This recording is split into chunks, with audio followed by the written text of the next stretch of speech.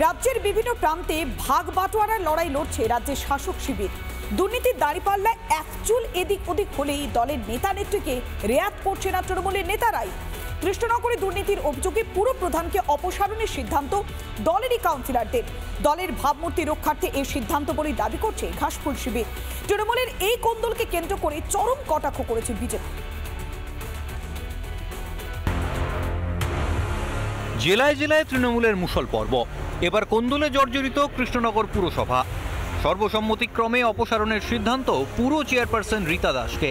পৌরসভার চেয়ারম্যান রীতা দাস, তার বিরুদ্ধে তৃণমূলেরই 15 জন যারা চেয়ারম্যান কাউন্সিলর আছে তারা বিক্ষোভে নেমেছেন। তার কারণ এইখানকার যে পৌরসভার চেয়ারম্যান তিনি একাধিক স্বজন পোষণ এমনকি টেন্ডার দুর্নীতিতে জর্জরিত। তৃণমূলের কোন্দলে দীর্ঘদিন ধরেই অচলাবস্থা চলছিল কৃষ্ণনগর পুরসভায়। থমকে গিয়েছিল উন্নয়নের কাজ। দলের ভাবমূর্তিকে ঠিক রাখার জন্য আজকে আমাদের এই ডিসিশন নেওয়া ছাড়া উপায় ছিল। প্রসারিত হলেন আজকে সিদ্ধান্ত নেওয়া হলো কেন যেভাবে নির্দেশ দেবে ডিপার্টমেন্ট সেইভাবে হবে। এটা ডিপার্টমেন্টকে পাঠিয়ে দেওয়া হবে। হ্যাঁ, সবই পাঠিয়ে দেওয়া হবে। অভিযোগ, দলীয় কাউন্সিলরদের সম্পূর্ণ অন্ধকারে রেখেই নাকি একাধিক বিল পাস করান পুরপ্রধান। তারপর থেকেই দলের অন্দরে জমা হচ্ছিল ক্ষোভ। তবে এই ঘটনায় শাসক দলকে বিদ্ধে ছাড়ছে না বিজেপি। মধ্যে ভাগ করা নিয়ে গ্যাঞ্জাম হয়েছে, কারণ রীতা দাস তার বিরুদ্ধে বহু অভিযোগ আছে। তিনি কৃষ্ণনগর পৌরসভা অঞ্চলে যে 24টা ওয়ার্ড আছে, এই 24টা ওয়ার্ডের কোথাও তিনি কোনো কাজ করেননি এবং তিনি দুর্নীতিতে পুরোপুরি যুক্ত সরাসরি। এর মধ্যে তৃণমূলের ছোট বড় সমস্ত নেতা যুক্ত। রাজ্যের বিভিন্ন প্রান্তে ছায়ার সঙ্গেই লড়াই করছে তৃণমূল। দুর্নীতির নিক্তিতে সমান ভাগ না পেলেই তৃণমূলই ফুঁসে উঠছে তৃণমূলের বিরুদ্ধে।